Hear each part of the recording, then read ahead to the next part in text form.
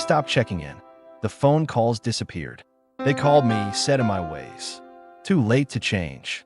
I wasn't angry. I just knew they were wrong, because something inside me refused to quit. And from that place, after being counted out, I built wealth. Not fast, not flashy, but solid.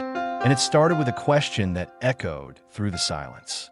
What if this isn't the end of the road, but the beginning? My 40s didn't look like the brochures.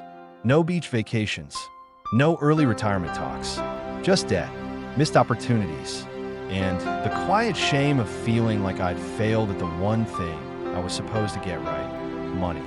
I remember sitting in my car outside a payday loan center, hands shaking, wondering how I got here. I wasn't lazy. I worked hard, but I'd spent decades surviving, not building. And when you're over 50, broke and behind, people assume your story is already written. But mine wasn't. They gave up on me. But what if that's exactly when the story starts? My first step? Learning. I devoured podcasts on wealth, watched YouTube videos at midnight, read blogs during my lunch break.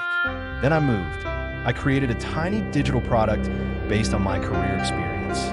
Sold 5 copies the first month, then 15. Was I rich? No, but something shifted. Money was no longer tied only to hours. I was building assets. Then I started investing just $50 at a time in dividend ETFs. A few months later, I made 74 cents in dividends. It wasn't the amount, it was the message. I wasn't powerless anymore. I didn't try to do everything. I focused on 3 things. 1, digital income, products that sold while I slept. 2, dividend growth, stocks that paid me to own them. 3, rental equity, my spare room became cash flow.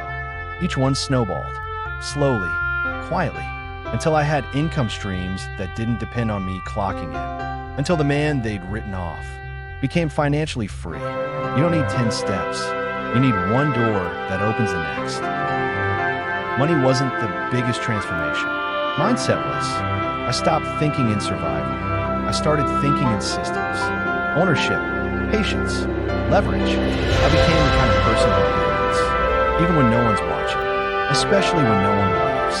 The same man who once hid from bills now teaches his grandkids about compound interest. Not because he's perfect, but because he chose to rewrite his story. They gave up on me, but I didn't. And now, I have proof that it's not too late. Not at 45, not at 58, not at 60. I didn't just recover, I built. And now I teach, I invest, I rest. Because when the world counted me out, I counted myself back in.